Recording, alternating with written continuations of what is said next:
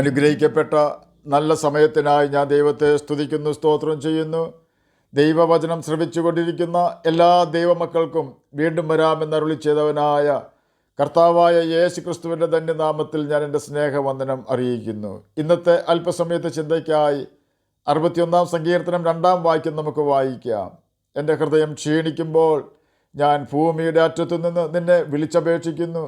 എനിക്ക് അത്യുന്നതമായ പാറയെങ്കിലേക്ക് എന്നെ നടത്തണമേ. അനുഗ്രഹിക്കപ്പെട്ട ഒരു വേദവാക്യമാണ് നാം കേട്ടത്. ദാവീദ് അബ്ശലോമിൻ്റെ മുമ്പിൽ നിന്നും ഓടിപ്പോകുമ്പോൾ പാടിയതാകാം ഈ സങ്കീർത്തനം എന്നൊരു അഭിപ്രായമുണ്ട്. ദാവീദാണ് ഈ സങ്കീർത്തനം എഴുതിയതെന്ന് ഹെഡിങ്ങിൽ രേഖപ്പെടുത്തിയിരിക്കുന്നു. എന്തു തന്നെയായാലും യഥാസ്ഥാനപ്പെടുക എന്നൊരു ഉദ്ദേശം ദാവീദിനുണ്ട് എന്ന് ഈ സങ്കീർത്തനത്തിൽ കൂടിയുള്ള പ്രാർത്ഥനയിൽ നമുക്ക് ദർശിക്കുവാൻ കഴിയും. ദാവീദ് ഇപ്പോൾ ഭൂമിയുടെ അറ്റത്തു നിന്നാണ് കർത്താവിനോട് പ്രാർത്ഥിക്കുന്നത്. ഇതുപോലെ തന്നെ 130 സങ്കീർത്തനം 1 വാക്യത്തിൽ ഒരു നിലവിളി ശബ്ദം നമുക്ക് കേൾക്കുവാൻ കഴിയും. യഹോവേ, ആഴത്തിൽ നിന്ന് ഞാൻ നിന്നോട് നിലവിളിക്കുന്നു എന്നാണ് ഭക്തൻ പറയുന്നത്. 61 സങ്കീർത്തനം 2 വാക്യവും 130 സങ്കീർത്തനം 1 വാക്യവും ഒരു കാര്യത്തിൽ സാമ്യമുണ്ട്. ഭൂമിയുടെ അറ്റത്തു നിന്നും ആഴത്തിൽ നിന്നുമാണ് ഭക്തൻ്റെ പ്രാർത്ഥന. ദൈവവുമായുള്ള അകലം വർദ്ധിക്കുന്നതും ക്രമേണ ദൈവവുമായുള്ള ബന്ധം വിട്ടുപോകുന്നതും പാപം മൂലമാണ് എന്ന് യെശയ്യാ പ്രവചനം 59 അധ്യായം 2 വാക്യം നമ്മെ പഠിപ്പിക്കുന്നു. പാപം മൂലം ദൈവവുമായുള്ള കൂട്ടായ്മ ബന്ധം നമുക്ക് നഷ്ടമായാൽ നമ്മുടെ ഹൃദയത്തിൽ സാത്താൻ പ്രവേശിക്കുകയും സമാധാനം നമ്മിൽ നിന്നും സാത്താൻ നഷ്ടപ്പെടുത്തുകയും ചെയ്യുന്നു. ദൈവിക സമാധാനം അല്പം പോലും സാത്താനിലില്ല എന്ന് നാം മനസ്സിലാക്കണം. നമുക്ക് നമ്മുടെ സ്വർഗീയ പിതാവുമായുള്ള സ്നേഹബന്ധത്തിൽ വിള്ളൽ വീഴ്ത്തുവാൻ സാത്താൻ നിരന്തരം ശ്രമിക്കും എന്നതിന് യാതൊരു സംശയവുമില്ല. കാരണം നമ്മെ കർത്താവായ യേശു ക്രിസ്തുവിൽ നിന്നും അകറ്റിയാൽ മാത്രമേ സാത്താന് നമ്മെ ലഭ്യമാവുകയുള്ളൂ. നമ്മെ ഒരു പാളയമായി താമസ സ്ഥലമാക്കി ഉപയോഗിക്കുവാൻ ക്രിസ്തു നമ്മിൽ ഇല്ല എങ്കിൽ സാത്താന് സാധിക്കുന്നു. സാത്താനും അവൻ്റെ ദൂതന്മാർക്കും അഥവാ ഭൂതങ്ങൾക്കും ശരീരമില്ലാത്തതിനാൽ ഭൂമിയിൽ അവർക്ക് പ്രവർത്തിക്കുവാൻ ഒരു ശരീരം തേടി നടക്കുകയാണവർ എന്ന് മത്തായി എഴുതിയ സുവിശേഷം 12 അധ്യായം 43 മുതൽ 45 വരെയുള്ള വാക്യങ്ങളിൽ കൂടി കർത്താവായ യേശു ക്രിസ്തു നമ്മെ പഠിപ്പിച്ചിട്ടുണ്ട്. അശുദ്ധാത്മാവ് ഒരു മനുഷ്യനെ വിട്ടു പുറപ്പെട്ട ശേഷം നീരില്ലാത്ത സ്ഥലങ്ങളിൽ കൂടി തണുപ്പ് അന്വേഷിച്ചുകൊണ്ട് നടക്കുന്നു, കണ്ടെത്തുന്നില്ല താനും. ഞാൻ പുറപ്പെട്ടു പോന്ന് എൻ്റെ വീട്ടിലേക്ക് മടങ്ങിച്ചെല്ലുമെന്ന് അവൻ പറയുന്നു. ഉടനെ വന്ന് അത് ഒഴിഞ്ഞതും അടിച്ചുവാരി അലങ്കരിച്ചതുമായി കാണുന്നു. പിന്നെ അവൻ പുറപ്പെട്ട് തന്നിലും ദുഷ്ടതയേറിയ വേറെ 7 ആത്മാക്കളെ കൂട്ടിക്കൊണ്ട് വരുന്നു. അവരും അവിടെ കയറി പാർക്കുന്നു. ആ മനുഷ്യൻ്റെ പിന്നത്തെ സ്ഥിതി മുമ്പിലത്തേതിലും വല്ലാതെയാകും. മത്തായി എഴുതിയ സുവിശേഷം 12 അധ്യായം 43 മുതൽ 46 വരെയുള്ള വാക്യങ്ങളാണ് നാം കേട്ടത്. നീരില്ലാത്ത സ്ഥലം എന്നതുകൊണ്ട് ഉദ്ദേശിക്കുന്നത് ദൈവസാന്നിധ്യം അഥവാ പരിശുദ്ധാത്മാവിൻ്റെ സാന്നിധ്യം ഇല്ലാത്ത ഹൃദയം എന്നും തണുപ്പ് എന്നതിന് ഡ്വെല്ലിംഗ് പ്ലേസ് അഥവാ താമസ സ്ഥലം എന്നുമാണ് അർത്ഥം. പാപമില്ലാത്ത അകൃത്യമില്ലാത്ത ഹൃദയത്തിൻ്റെ ഉടമകളെ അന്വേഷിച്ചുകൊണ്ട് ദൈവാത്മാവ് ഭൂമിയിൽ സഞ്ചരിക്കുമ്പോൾ ദൈവാത്മാവില്ലാത്ത അകൃത്യം ഹൃദയത്തിൽ സൂക്ഷിച്ചു വെച്ചുകൊണ്ട് ഹൃദയത്തെ അശുദ്ധമാക്കിയിരിക്കുന്ന ഹൃദയത്തിനുടമകൾ അന്വേഷിച്ചുകൊണ്ട് അശുദ്ധാത്മാക്കൾ ചുറ്റി സഞ്ചരിക്കുന്നു. നമ്മിൽ അശുദ്ധിയുണ്ടെങ്കിൽ ദുരാത്മാവ് നമ്മിൽ കയറി വസിക്കുക തന്നെ ചെയ്യും.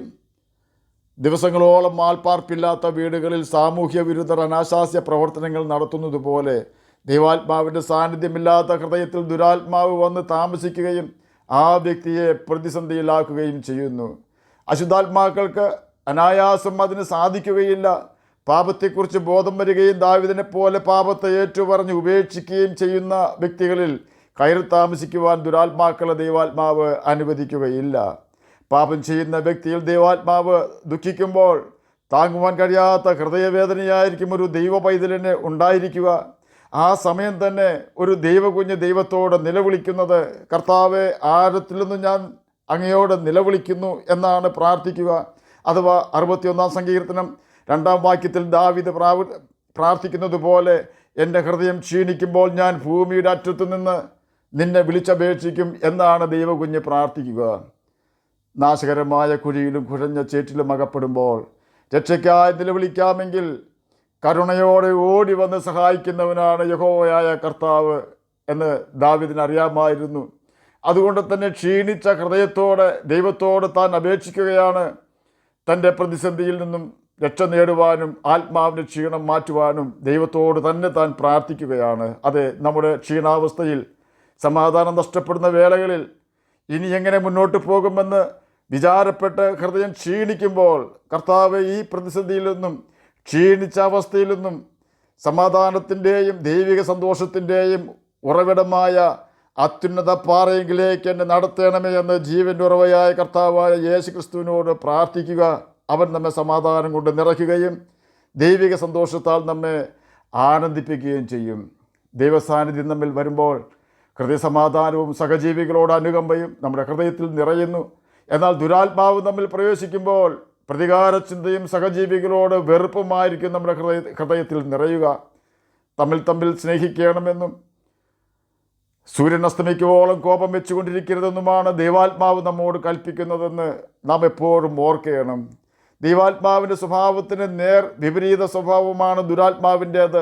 പിണക്കം, ഭിന്നത, ക്രോധം, വൈരാഗ്യം, അസൂയ, പ്രതികാരചിന്ത എന്നീ ഉൽപ്പന്നങ്ങൾ സാത്താൻ നമ്മുടെ ഹൃദയത്തിൽ നിറയ്ക്കുന്നു. ഇതെല്ലാമാണ് സാത്താൻ്റെ നേച്ചർ. എന്നാൽ സമാധാനത്തോടെ നാം ജീവിക്കുന്നത് കാണുവാനാണ് സ്നേഹവാനായ നമ്മുടെ സ്വർഗീയ പിതാവ് ആഗ്രഹിക്കുന്നത്. അതുകൊണ്ടാണ് നിങ്ങളുടെ സ്വർഗീയ പിതാവ് സൽഗുണപൂർണ്ണനായിരിക്കുന്നത് പോലെ നിങ്ങളും സൽഗുണപൂർണ്ണർ ആകുവിനെന്ന് മത്തായി എഴുതിയ സുവിശേഷം 5-ാം അധ്യായം 48-ാം വാക്യത്തിലും, കരുണ കാണിക്കാത്തവർക്ക് കരുണയില്ലാത്ത ന്യായവിധി ഉണ്ടാകും, കരുണ ന്യായവിധിയെ ജയിച്ച് പ്രശംസിക്കുന്നുവെന്ന് യാക്കോബിൻ്റെ ലേഖനം 2-ാം അധ്യായം 13-ാം വാക്യത്തിലും രേഖപ്പെടുത്തിയിരിക്കുന്നത്. എന്നാൽ പാപത്തിൽ ജനിച്ച ഒരു വ്യക്തിക്ക് അത് സാധ്യമല്ലാത്തതിനാലാണ് കർത്താവായ യേശു ക്രിസ്തു ഭൂമിയിൽ വന്ന് നമ്മുടെ പാപങ്ങൾക്ക് പരിഹാരം വരുത്തുവാൻ, നമ്മുടെ പാപവും അതിന് ഫലമായുണ്ടായ ശാപവും തൻ്റെ ശിരസിൽ വഹിച്ചുകൊണ്ട് സ്വയം പാപിയും ശാപഗ്രസ്തനുമായി തീർന്ന കാൽവരി ക്രൂശിൽ മഹാപാപ പരിഹാര യാഗവുമായി തകർക്കപ്പെട്ടത്. നാം യേശു ക്രിസ്തുവിൻ്റെ കാൽവരി ക്രൂശിലെ യാഗമരണത്തിൽ വിശ്വസിക്കുകയും കർത്താവായ യേശു ക്രിസ്തു ക്രൂശിക്കപ്പെട്ട യാഗമായി തീർന്നത് എൻ്റെ പാപങ്ങൾക്ക് വേണ്ടിയാണെന്ന് അംഗീകരിക്കുകയും തങ്ങളുടെ പാപങ്ങളെ ഏറ്റുപറഞ്ഞ് ഉപേക്ഷിക്കുകയും ചെയ്താൽ ആ വ്യക്തിയുടെ ഹൃദയത്തിൽ ഒരു ദുരാത്മാവിനും വസിക്കുവാൻ കഴിയുകയില്ല. കാരണം ഇനി പാപം ചെയ്യാതെ ജീവിക്കാമെന്ന് യേശുവിന് വാക്ക് കൊടുക്കുന്ന വ്യക്തിയുടെ സകല പാപവും പോക്കി ആ വ്യക്തിയെ യേശു ശുദ്ധീകരിക്കുവാൻ കർത്താവായ യേശു ക്രിസ്തുവിൻ്റെ കാൽവരി ക്രൂശിൽ ചൊരിഞ്ഞ ഹാബേലിൻ്റെ രക്തത്തെക്കാൾ ഗുണകരമായി സംസാരിക്കുന്ന പുണ്യാഹ രക്തത്തിന് ശക്തിയുണ്ട്. അപ്രകാരം യേശുവിൻ്റെ രക്തത്താൽ ശുദ്ധീകരണം പ്രാപിക്കുന്ന വ്യക്തികൾക്ക് ഉള്ള പ്രതിഫലം സമാധാനത്തോടെ ഈ ഭൂമിയിൽ ഒരു വിശുദ്ധ ജീവിതം നയിക്കുവാനും മരണശേഷം സ്വർഗരാജ്യത്തിൽ പ്രവേശിക്കുവാനും ദൈവത്തിൻ്റെ പുത്രത്വം കരസ്ഥമാക്കുവാനും കഴിയും എന്നതാണ്. നാം ചെയ്യേണ്ടത് നാം ഒരു പാപിയാണെന്ന് അംഗീകരിക്കുക എന്നത് മാത്രമാണ്. നാം പാപം ചെയ്തിട്ടില്ലെന്ന് ദൈവത്തോട് വാദിച്ചാൽ നാം യേശുവിനെ അസത്യവാദിയാക്കുന്നുവെന്ന് ബൈബിൾ നമ്മെ പഠിപ്പിക്കുന്നു. കാരണം ക്രിസ്തുയേശു പാപികളെ രക്ഷിക്കുവാൻ ഭൂമിയിൽ വന്നു എന്നത് വിശ്വാസ്യവും എല്ലാവരും അംഗീകരിക്കുവാൻ യോഗ്യവുമായ വചനം തന്നെയെന്ന് 1 തിമോത്തിയോസ് 1-ാം അധ്യായം 15-ാം വാക്യത്തിലും, നമുക്ക് പാപമില്ല എന്ന് നാം പറയുന്നുവെങ്കിൽ നമ്മെ തന്നെ വഞ്ചിക്കുന്നു, സത്യം നമ്മിൽ ഇല്ലാതെയായി. നമ്മുടെ പാപങ്ങളെ ഏറ്റു പറയുന്നുവെങ്കിൽ അവൻ നമ്മോട് പാപങ്ങളെ ക്ഷമിച്ച് സകല അനീതിയും പോക്കി നമ്മെ ശുദ്ധീകരിക്കുവാൻ തക്കവണ്ണം വിശ്വസ്തനും നീതിമാനുമാകുന്നു എന്ന് 1 യോഹന്നാൻ 1-ാം അധ്യായം 8 മുതൽ 10 വരെയുള്ള വാക്യങ്ങളിലും രേഖപ്പെടുത്തിയിരിക്കുന്നു. നമ്മുടെ പാപങ്ങൾ നാം അംഗീകരിക്കാതെ യേശുവിനെ അസത്യവാദിയാക്കിയാൽ നമ്മുടെ ഹൃദയം കഠിനമാവുകയും യേശു തരുന്ന ശാശ്വത സമാധാനത്തിൽ നിന്നും നിർഭയവാസത്തിൽ നിന്നും നിത്യജീവനിൽ നിന്നും നാം അന്യപ്പെട്ടു പോവുകയും സാത്താൻ്റെ കരാളഹസ്തത്തിൽ നാം അകപ്പെട്ടു പോവുകയും ഒടുക്കം ഗന്ധകം കത്തുന്ന തീ പൊയ്കയിലേക്ക് നാം എറിയപ്പെടുകയും ചെയ്യുന്നു. എന്നാൽ നാം നമ്മുടെ ലംഘനങ്ങളെ മറയ്ക്കാതെ യേശുവിനോട് നമ്മുടെ പാപങ്ങൾ ഏറ്റുപറഞ്ഞ് ഉപേക്ഷിച്ചാൽ നദി പോലെ സമാധാനവും ദൈവിക സന്തോഷവും തരികയും നമ്മുടെ പാപങ്ങൾ കടും ചുവപ്പായിരുന്നാലും ഹിമം പോലെ വെളുപ്പിക്കുകയും ചെയ്യുന്നവനാണ് കർത്താവായ യേശു ക്രിസ്തു. അതിന് യേശുവിന് മാത്രമേ സാധിക്കുകയുള്ളൂ. കാരണം അവൻ മാത്രമാണ് പാപമില്ലാത്ത ദൈവകുഞ്ഞാട്. സ്വർഗത്തിലും ഭൂമിയിലും സകല അധികാരവുമുള്ള രാജാതി രാജാവും കർത്താതി കർത്താവുമാണ് കർത്താവായ യേശു ക്രിസ്തു. അപ്രകാരം അധികാരമുള്ളവനാണ് നമ്മോട് പറയുന്നത്, ഭയപ്പെടേണ്ട, ഞാൻ നിന്നോട് കൂടെയുണ്ട്, ഭ്രമിച്ചു നോക്കേണ്ട, ഞാൻ നിൻ്റെ ദൈവമാകുന്നു എന്ന്. തന്നെയുമല്ല, അപ്പോസ്തലനായ പൗലോസ് നമുക്ക് നല്ല ഉപദേശം തന്നിരിക്കുന്നത് ഇപ്രകാരമാണ്: നിങ്ങളുടെ ഉള്ളിൽ ക്ഷീണിച്ച് മടുക്കാതിരിക്കുവാൻ പാപികളാൽ തനിക്ക് നേരിട്ട് ഇങ്ങനെയുള്ള വിരോധം സഹിച്ചവനായ കർത്താവായ യേശു ക്രിസ്തുവിനെ ധ്യാനിച്ചുകൊള്ളുവിൻ.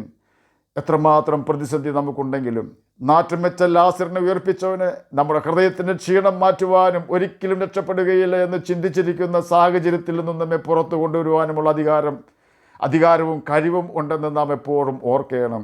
അപ്പോൾ തന്നെ നാം പാപം ചെയ്ത് സാത്താൻ്റെ മകൻ ആകുന്നില്ല എന്ന് ഉറപ്പ് വരുത്തി ജീവിക്കണം. കാരണം പാപം ചെയ്യുന്നവൻ പിശാചിൻ്റെ മകനാകുന്നു എന്ന് 1 യോഹന്നാൻ 3-ാം ആദ്യ ഭാഗത്ത് രേഖപ്പെടുത്തിയിരിക്കുന്നു. നാം കർത്താവായ യേശു ക്രിസ്തുവിൻ്റെ കൽപ്പനകൾ അനുസരിച്ച് ജീവിച്ചാൽ പാപത്തിൽ നമ്മെ വീഴ്ത്തുവാൻ നാം അനുസരിക്കുന്ന ദൈവവചനം നമ്മെ സമ്മതിക്കുകയില്ല. ദൈവവചനം അനുസരിക്കുക വഴി നാം നമ്മുടെ ആത്മീയ ഗ്രഹം പാറമേലാണ് പണിതിരിക്കുന്നത് എന്നതിനാൽ കഷ്ടതയുടെ ഏത് കൊടുങ്കാറ്റും അതിജീവിക്കുവാൻ നാം പ്രാപ്തരായിത്തീരും. യേശുവിൻ്റെ കൽപ്പനകൾ അനുസരിക്കാതെ ജീവിക്കുന്ന വ്യക്തികളുടെ ആത്മീയ ഗ്രഹം മണലിന്മേലാണ് പണിതിരിക്കുന്നത്. ഒരു ചെറിയ പ്രതിസന്ധി ജീവിതത്തിൽ വരുമ്പോഴേക്കും ആ വ്യക്തി തകർന്ന് തരിപ്പണമായി തീരുന്നു. ആകയാൽ ആഴെ കുഴിച്ച് പാറമേൽ അടിസ്ഥാനം വിട്ട ബുദ്ധിയുള്ള മനുഷ്യനെ പോലെ നാം ആകേണ്ടതിന് മത്തായി എഴുതിയ സുവിശേഷം 7-ാം-അധ്യായം 24 മുതൽ ഉള്ള വാക്യങ്ങളിൽ രേഖപ്പെടുത്തിയിരിക്കുന്നത് പോലെ പാപത്തിൽ വീട് നശിച്ചു പോകാതിരിക്കുവാൻ കർത്താവായ യേശു ക്രിസ്തുവിൻ്റെ കൽപ്പനകൾ അനുസരിച്ചുകൊണ്ട് നമുക്ക് ജീവിക്കുകയും നിത്യജീവനാവകാശികളായി തീരുകയും ചെയ്യാം. അതിന് കർത്താവ് നമ്മെ സഹായിക്കട്ടെ എന്ന് പ്രാർത്ഥിച്ചുകൊണ്ട് ഞാൻ എൻ്റെ വാക്കുകളിൽ നിന്ന് വിരമിക്കുന്നു. നമുക്ക് പ്രാർത്ഥിക്കാം. ഞങ്ങളെ സ്നേഹിക്കുന്ന സ്വർഗീയ പിതാവേ, നല്ല വചനത്തിനായി അങ്ങയെ സ്തുതിക്കുന്നു, സ്തോത്രം ചെയ്യുന്നു. എന്നെ കേൾക്കുന്ന ഏതെങ്കിലും പ്രിയപ്പെട്ടവർ സമാധാനമില്ലാത്തവരായിരിക്കുന്നെങ്കിൽ അങ്ങ് അവർക്ക് സമാധാനം കൊടുക്കണമേ. പഠിക്കുന്ന കുഞ്ഞുങ്ങൾക്ക് പഠിക്കുവാനുള്ള ബുദ്ധിയും ജ്ഞാനവും ഓർമ്മശക്തിയും കൊടുക്കണമേ. പ്രാർത്ഥന കേട്ടതിനായി സ്തോത്രം.